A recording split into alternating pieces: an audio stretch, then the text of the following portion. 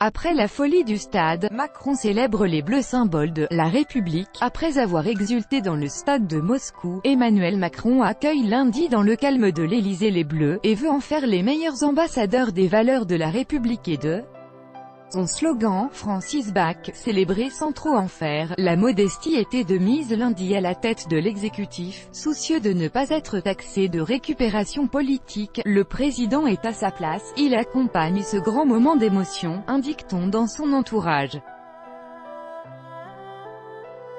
Il l'a fait dimanche avec un enthousiasme débridé et spectaculaire, les images le montrant bondissant de son siège, les poings victorieux, pour fêter un but ou jubilant au milieu des joueurs dans le vestiaire. On fait le tour du monde, il en a fait beaucoup mais je crois qu'il l'a fait sincèrement, ne boudons pas notre plaisir, a commenté lundi l'ancien ministre socialiste des Sports Patrick Kanner, habituellement plus critique du chef de l'État. Pour Bernard Sananès, président de l'Institut ELAB, Emmanuel Macron a réussi à trouver le bon dosage à Moscou, aidé par une vraie sincérité de son côté fan de foot.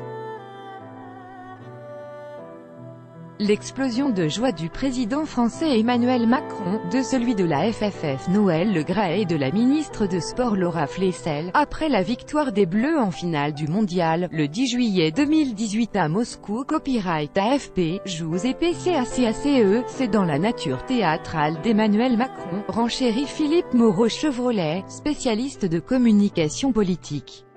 C'était un peu surjoué, mais on était dans l'émotion.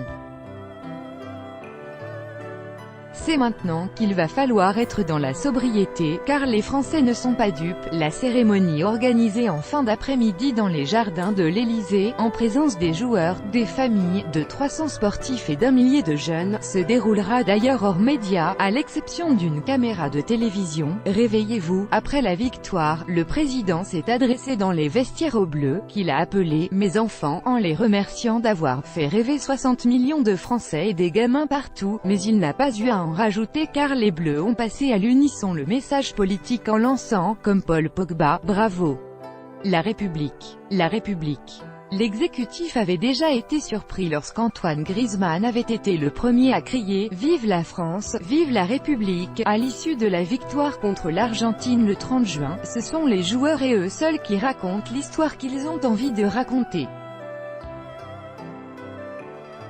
Et ce sont eux et eux seuls qui ont décidé de faire aimer universalité du football et universalité de la République, a souligné lundi le porte-parole de l'Élysée, Bruno Roger-Petit. Pour Philippe Moreau-Chevrolet, le discours positif et non politisé des joueurs peut profiter à Emmanuel Macron en lui permettant de retrouver la dynamique de sa campagne, basée sur le retour d'une France qui gagne quand elle est rassemblée. Il peut aussi profiter de l'impression qu'il a décidément la baraka, que tout lui réussit, selon l'expert.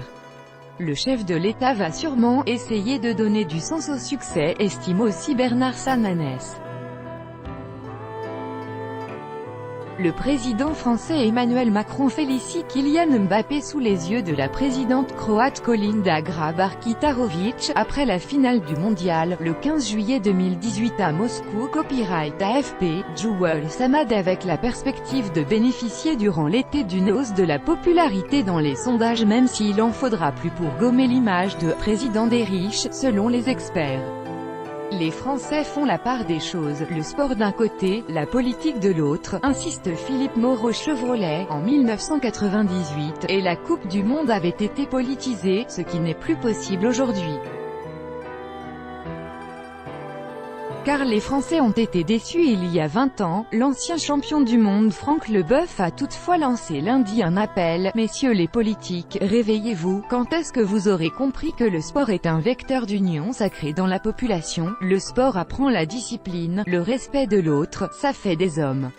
On ne s'en est jamais servi en France, sauf quand ça arrange », a-t-il déclaré sur BFM TV et RMC, en évoquant le précédent de la France Black Blanc Beurre de 1998. Tout droit de reproduction et de représentation réservé, copyright 2018, Agence France Presse.